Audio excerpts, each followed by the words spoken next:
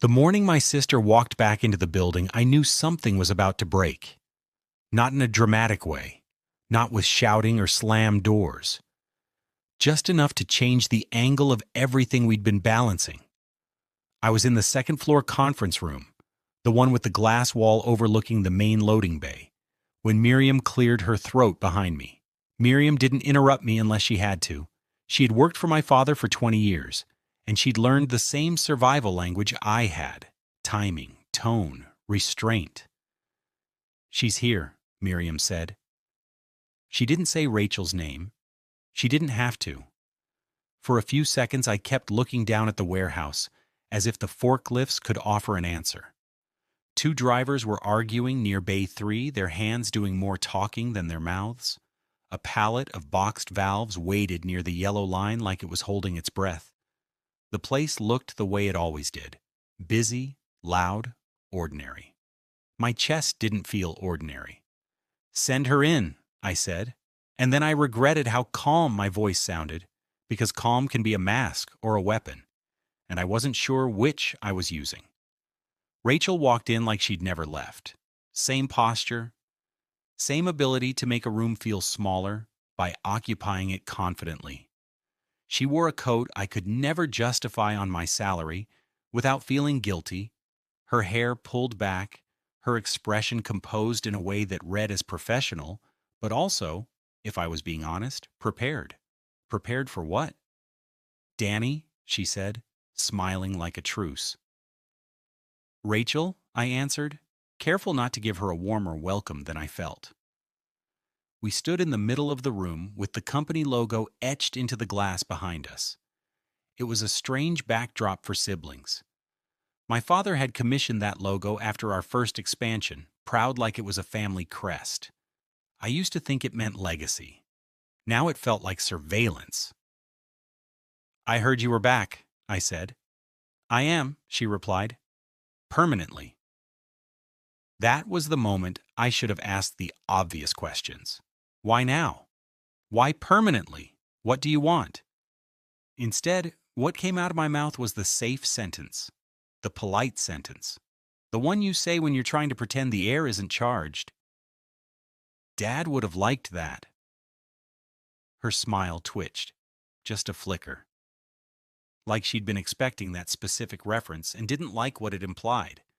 "That's why I'm here," she said. The words landed softly, but the meaning hit hard. I felt the warehouse noise below rise through the glass, as if the building itself had leaned in. "For the memorial?" I asked, even though the memorial had been 3 months ago. "For the company," she said. "For what he built." I forced myself to nod, slow and thoughtful, while inside I felt something primitive flair, territorial, protective, almost childish. "What he built," I repeated, tasting the phrase. "You mean what we run?" Rachel held my gaze. "I mean what's about to change," she said. And that's when I knew. She didn't come back to help. She came back to take. Miriam reappeared in the doorway, pretending she needed a signature. She was offering me an escape route. I didn't take it. "Let's talk," I said. Rachel's voice stayed smooth. "I thought we already were." I motioned to the conference table. She sat at the same seat my father used to claim automatically the head of the table, and the simple act of that choice made my jaw tighten. It was small. It shouldn't have mattered. But in our family, seats always mattered. I sat across from her, not beside her, and I watched her hands as she opened her folder. There were tabs, color-coded notes, a printed agenda. Rachel had always been like that.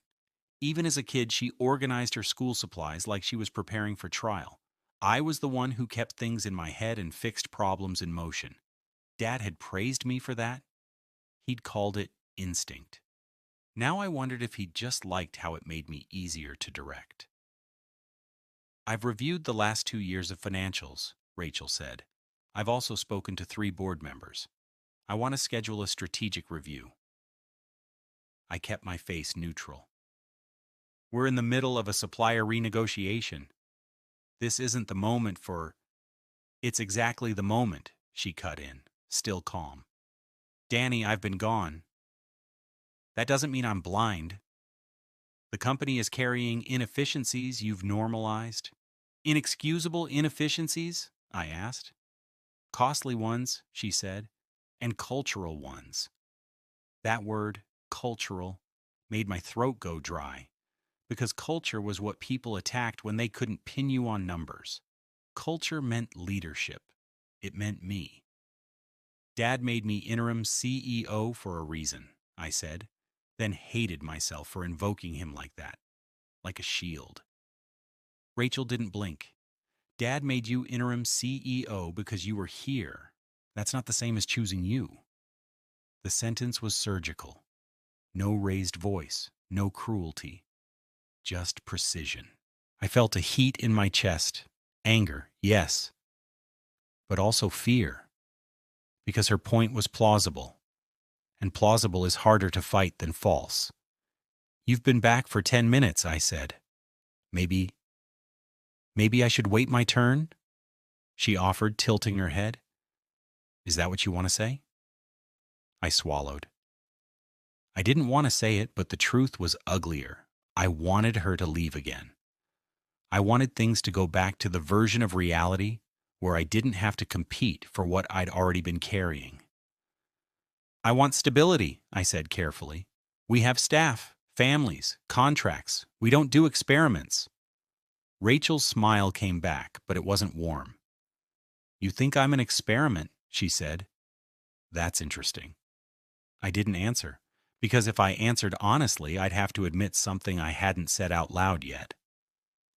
I didn't just fear her ideas. I feared what her presence said about my legitimacy. And the worst part was, I wasn't sure I was wrong to fear it.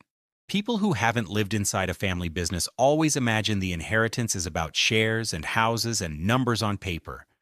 They don't understand that in a family business, inheritance is also who got trusted with the keys, who got praised in public, who got corrected in private, who learned which version of your parent was real. My father, Samuel Weiss, built Weiss Industrial Solutions from a rented garage and a second-hand truck. He liked to tell the story as if he'd wrestled success from the ground with his bare hands. And to be fair, he worked like he was in a race against death. But grit wasn't the full story. Control was. My father didn't just build a company. He built a world where people depended on him. He built routines that only he understood completely.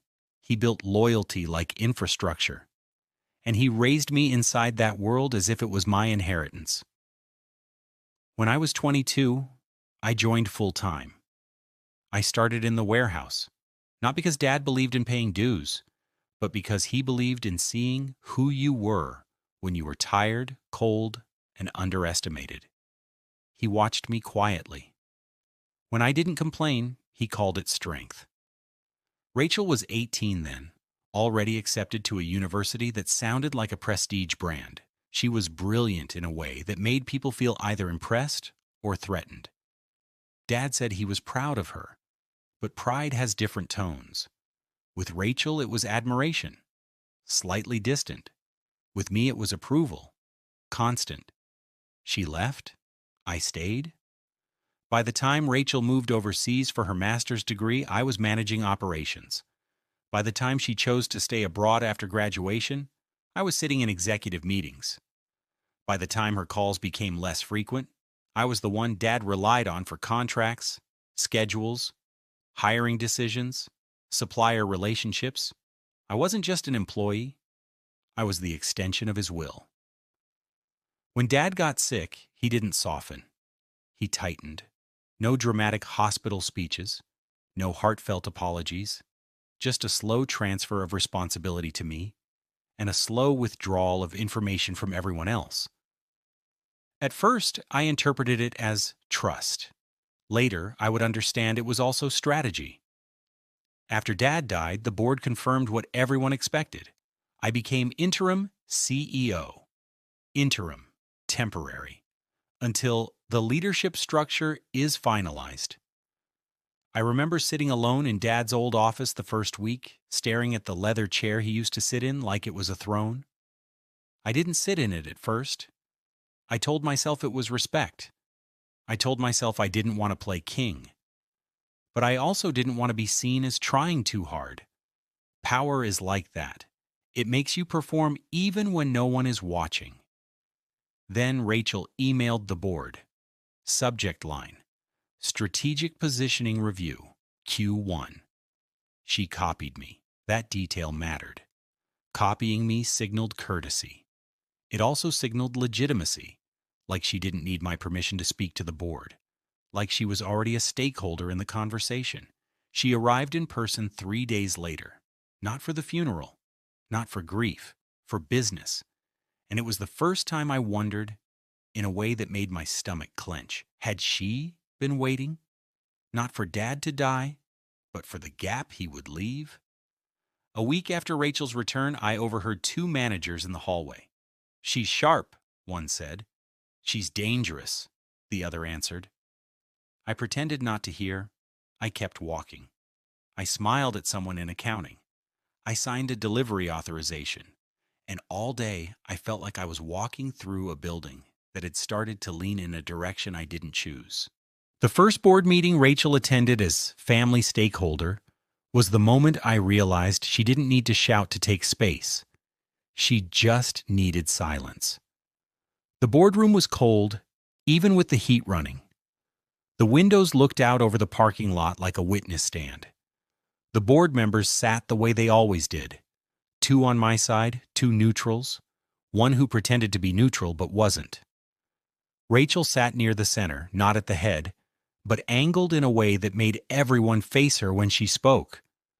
I opened the meeting with my usual operational report: shipping delays decreasing, supplier negotiations on track, client retention stable, numbers, facts, control. Rachel let me finish without interruption.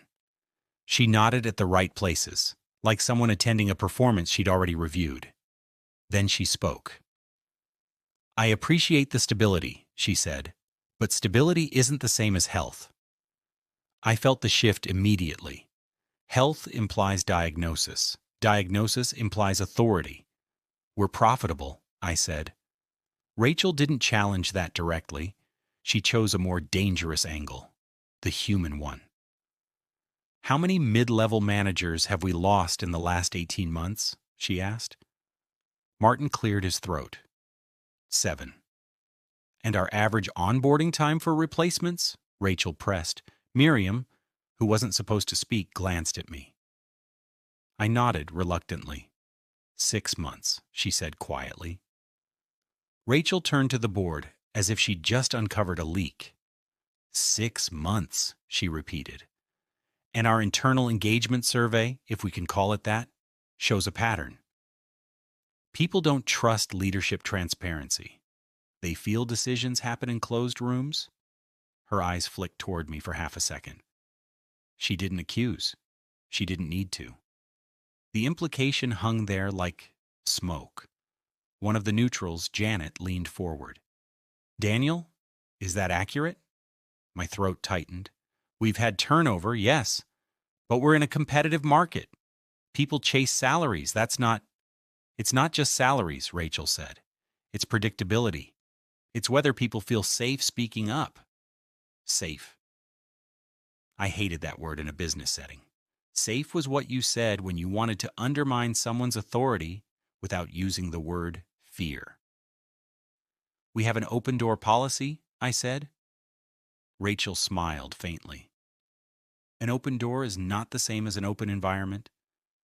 The board members exchanged glances, tiny, almost invisible movements, but I saw them. I saw the way the room leaned toward her, not because she was louder, but because she was offering them something, a narrative. Stability versus health. Control versus transparency. I realized, sitting there, that I'd been defending my role with data, while she was challenging it with story. And people always remember story. After the meeting, Martin caught me near the coffee station. "She's setting you up," he murmured. "She's asking questions," I replied, but it sounded weak even to me. She's asking questions that make you look like you've been hiding answers. I stared into my coffee like it could give me a solution. I wanted to tell Martin he was paranoid. I wanted to tell him Rachel wasn't that calculated. But then I remembered her folder, her tabs, her agenda. Rachel didn't improvise. That afternoon, I walked the warehouse floor longer than usual. I stopped to ask a supervisor about minor bottlenecks I already understood. I complimented a new hire. I nodded at people like a politician. I told myself I was reconnecting. But the truth was simpler. I needed to be seen. Because I could feel the attention shifting. And attention, in a power struggle, is oxygen. That night I stayed late, alone in Dad's office, staring at his framed photo on the shelf. Dad was smiling in it, one arm around me, one around Rachel, taken at the company's 25th anniversary gala. The photo had always made me feel proud. That night, it made me feel examined. "What did you do?" I whispered, and I hated how emotional my voice sounded in the empty room. The building didn't answer, but the silence felt like a challenge. The lawyer called on a Friday afternoon, which was how I knew it wasn't social. His voice was too calm, too prepared. "Daniel," he said, "I'm calling about your father's estate documents." My chest tightened. "We finalized those?" "Yes," he said, "but there's an addendum." I gripped the phone harder. "An addendum?" "It wasn't enacted immediately," he explained, "but certain conditions have now been met." "What conditions?" I asked, already feeling my pulse in my throat. "Shared executive authority," he said slowly, like he was reading from a page, "and prolonged disagreement between designated successors." I didn't speak. "Daniel," he continued, softer now, "your father revised the governance structure. If internal conflict reaches a defined threshold, control defaults to a restructured board vote, one that favors external leadership." I felt like I'd been punched without being hit. "You're telling me," I said, voice low, "that if Rachel and I fight enough, the company stops being ours?" "That's simplified," he replied. "Simplified?" My voice cracked, and I hated that it did. He built this. He said it was for the family. "I believe your father thought he was protecting the company," the lawyer said carefully. "By booby-trapping his own children?" There was a pause. "I wouldn't phrase it that way," he said. "But yes, he believed competition revealed truth." I hung up without saying goodbye. I sat in my office for a long time after that. I didn't move. I didn't blink much. I just stared at the wall like the paint might rearrange itself into an explanation. My father had always talked about leadership like it was a proving ground, pressure, tests, results. I had assumed the test was external. Competitors, markets, downturns. I hadn't realized the test was us. That night in my kitchen, I poured a drink I didn't want and sat at the table where my kids did homework, where my wife read quietly, where normal life happened. I replayed my father's voice in my head, phrases he'd said like advice. "Don't assume loyalty lasts forever. Don't confuse calm with strength. Pressure shows who's fit to lead." I used to find those lines inspiring. Now they felt like a threat he'd planted inside me. He hadn't chosen me. He hadn't chosen Rachel. He'd built a mechanism that punished us both for acting like siblings. And the worst part, the part I didn't want to admit, was that a small, bitter section of me understood him. Because conflict does reveal things. It reveals who can hold their ground. It reveals who can manipulate without being caught. It reveals who is willing to do what it takes. I stared at the drink and realized I wasn't thinking about whether the addendum was moral. I was thinking about how to win inside it. And that realization scared me more than the addendum itself. Once you believe something is inevitable, morality becomes negotiable. Rachel asked for a leadership audit, an external consulting firm, anonymous staff interviews, process mapping. cultural assessment. She framed it as necessary modernization. I heard it as evidence gathering. If the audit came back critical of leadership, the board could claim they needed an external CEO. The addendum would trigger. Family control would dissolve. Rachel might not even need to take my job. She could burn the whole structure down and rebuild it without me. That's what my fear told me. And fear is persuasive. So I started doing small things. Not lies, not fraud, just shaping. When I sent reports to the board, I emphasized operational stability and downplayed cultural complaints as transition grief after Dad's death. When Rachel requested staff interviews, I suggested she start with departments that were already strong, so the picture looked balanced. I told myself I was protecting morale. Then came the first meeting I held without her. It was a Tuesday morning, early. I called in 3 senior managers and framed it as an operational alignment session. Rachel wasn't invited. As they filed into the room, I felt my heart beat too fast. I hated that. I wanted to appear calm, naturally calm, not performed calm. Dad had always looked calm even when he was furious. I wanted that. But my palms were damp. We discussed supplier terms, delivery windows, overtime costs, ordinary topics. Then I slid in the real one. The board is considering governance changes, I said, watching their faces. There's talk of bringing in outside leadership. They froze, just slightly. I leaned back, adopting a tone I'd heard Dad use, regretful but firm. I'm not saying that will happen, I continued, but we need unity. We can't look divided. One manager, Olivia, frowned. Are you saying Rachel is pushing that? I paused, just long enough to let the implication bloom. I'm saying there are different visions, I said carefully, and some visions come with disruption. It was not a lie, but it wasn't the truth either. After the meeting, as they left, I felt a sick combination of relief and shame. Relief because I'd ceded the narrative. Stability versus disruption. Shame because I knew what I'd done. I'd weaponized uncertainty. I'd used loyalty as a lever. That afternoon, Rachel cornered me near the stairwell. Why are managers asking me if I'm trying to replace you? She demanded, voice low but sharp. I kept my expression neutral. Are they? Yes, she said. They're nervous. They're acting like I'm a threat. I swallowed. You're proposing major change, I said. People get nervous. Her eyes narrowed. Don't do that. Don't pretend this is organic. Maybe you're not as good at reading people as you think, I snapped. The silence that followed felt heavy.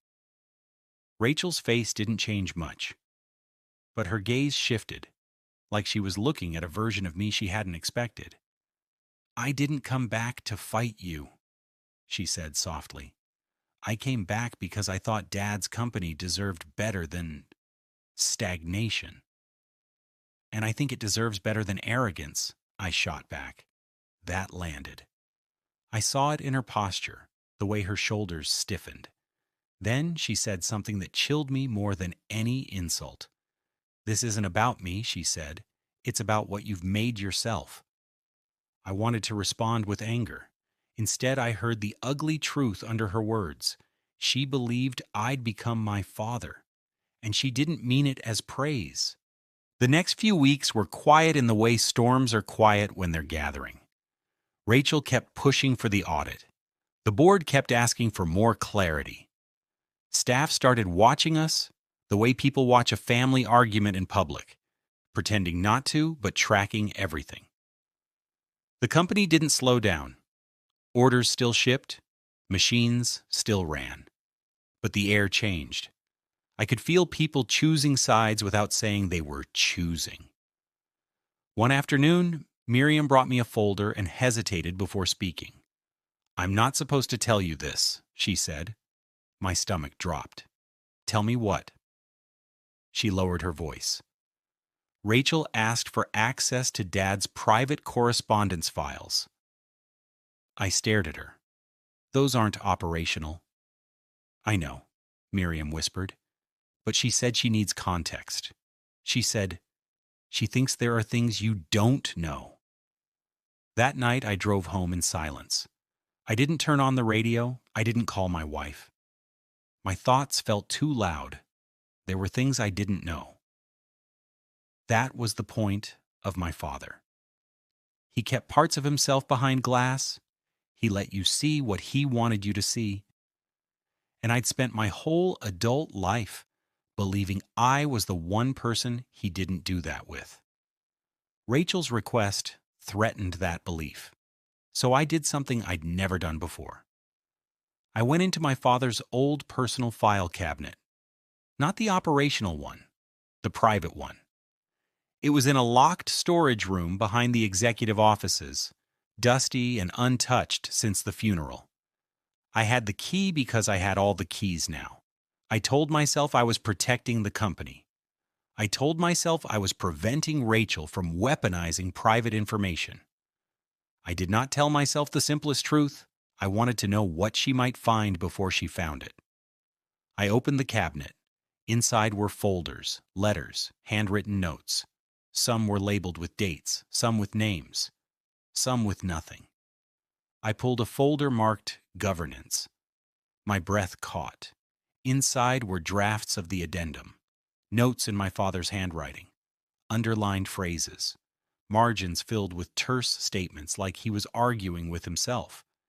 Then I found something worse, a letter, not addressed to Rachel, not addressed to me, addressed to the board. It was dated 2 months before his death. In it, my father praised my operational competence. Then he wrote a sentence that made my throat close. Daniel is reliable, but reliability can become rigidity. If you want the company to grow, do not confuse steadiness with leadership. I reread it 3 times like maybe my eyes were lying. He thought I was rigid. He thought I was steady, but not a leader. My hands shook slightly. I hated that they shook. I kept reading. He wrote about Rachel too. Rachel sees opportunity, but opportunity can become ego. If you want the company to endure, do not confuse brilliance with wisdom. So he doubted both of us. And then the final paragraph. If they cannot find a way to lead together, do not let family pride sink what I built. Replace them both. Replace them both. I sat on the floor of that storage room, the letter in my lap, and felt something in me split. I'd been fighting Rachel as if she was the threat, but my father had already seen us as flawed. He had designed a system that would punish us for being exactly who we were. And suddenly the conflict didn't feel like sibling rivalry. It felt like a trap we'd been raised for. When I walked back into my office, Miriam looked at my face and immediately looked away. She didn't ask. Maybe she already knew. Once the board senses blood in the water, it doesn't matter whether the wound is real. They scheduled a special meeting, strategic leadership direction. That phrase might as well have been a verdict. In the days leading up to it, Rachel tried to meet with me twice. I declined both times. I told myself we couldn't risk another argument that triggered the addendum further. I told myself I was being careful, but I also knew I couldn't face her with what I'd discovered, because it would mean admitting something I hadn't admitted even to myself. My father hadn't believed in me the way I believed he did. And grief can turn into rage when pride is involved.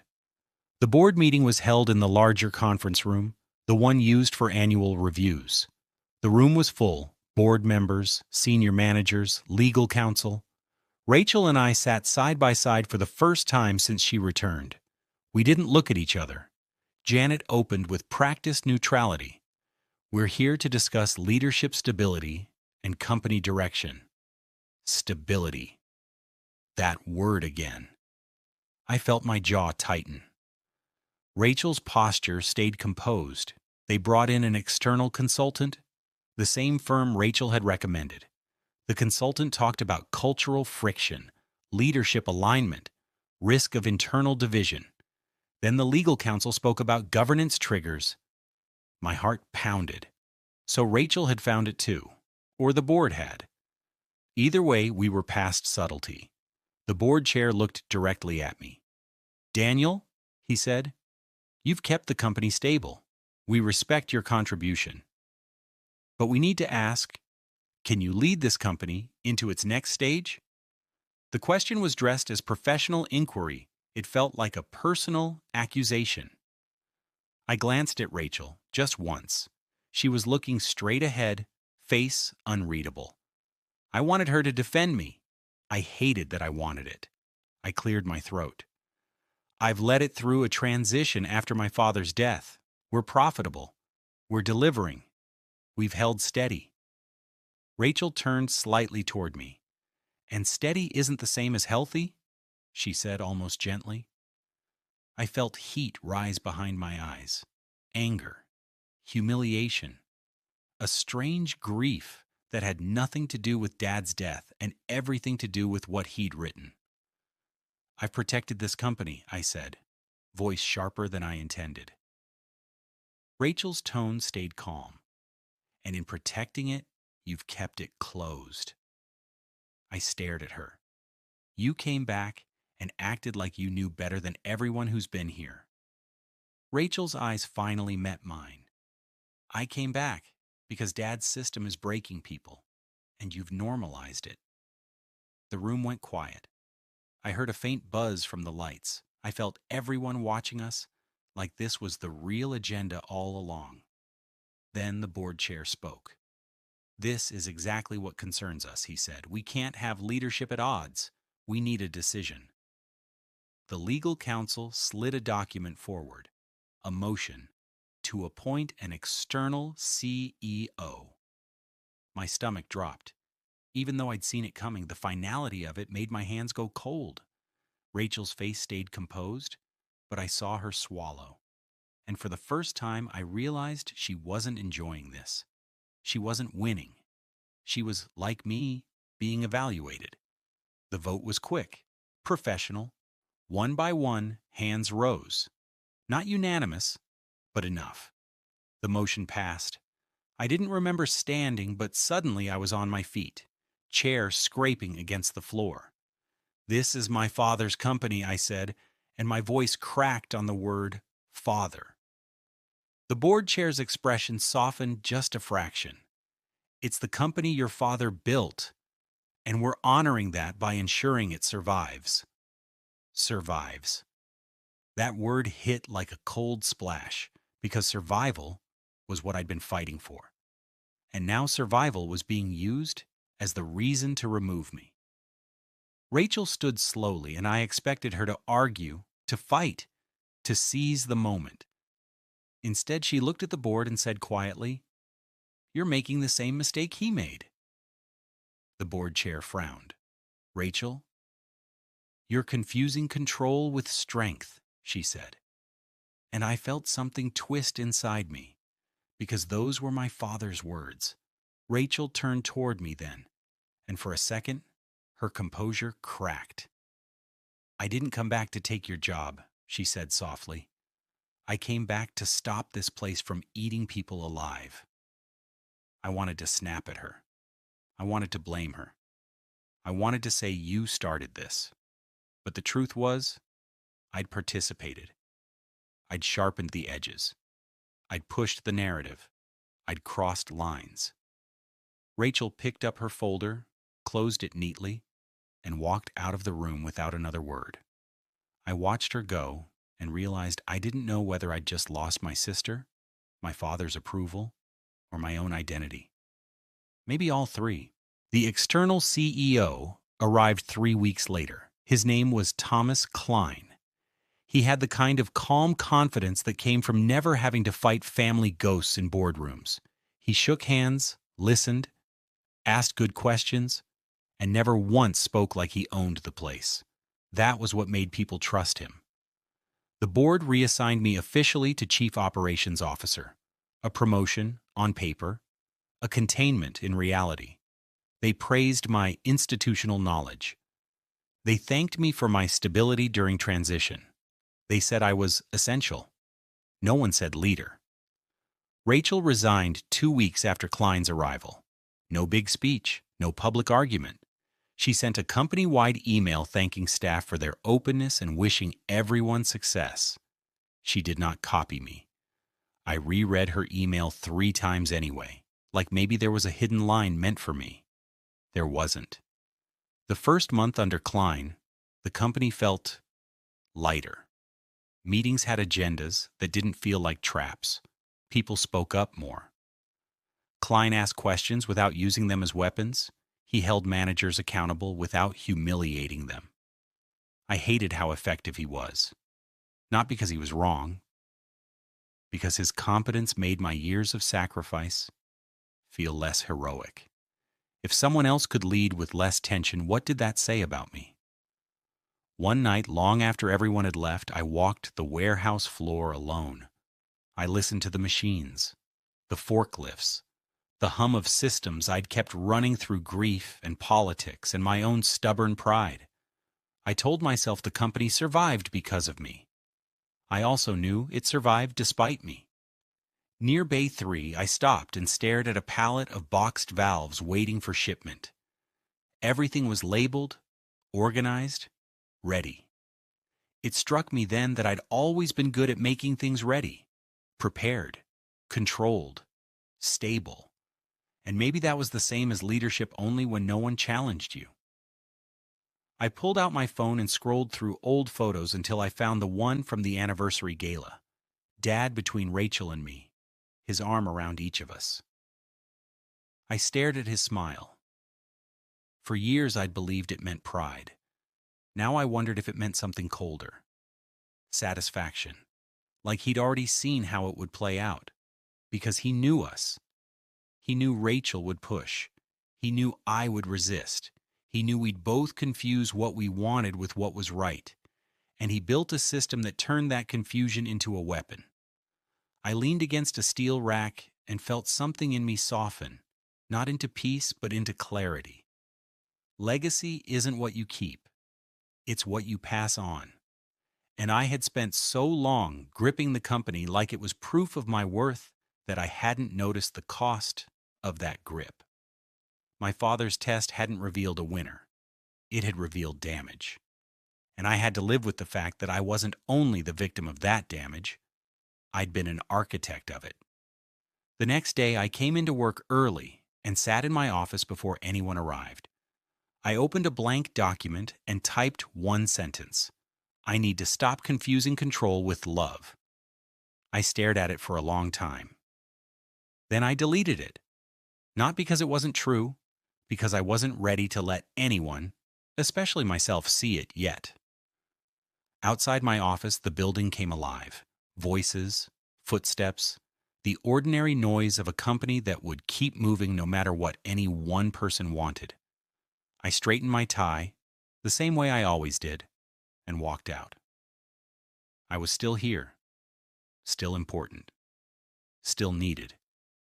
But for the first time, I couldn't tell whether that was a comfort or a warning.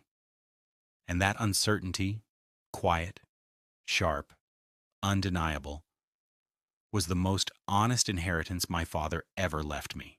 If you enjoyed this story, you'll find more original stories on this channel. Like and subscribe to continue the journey, and I'll see you in the next one.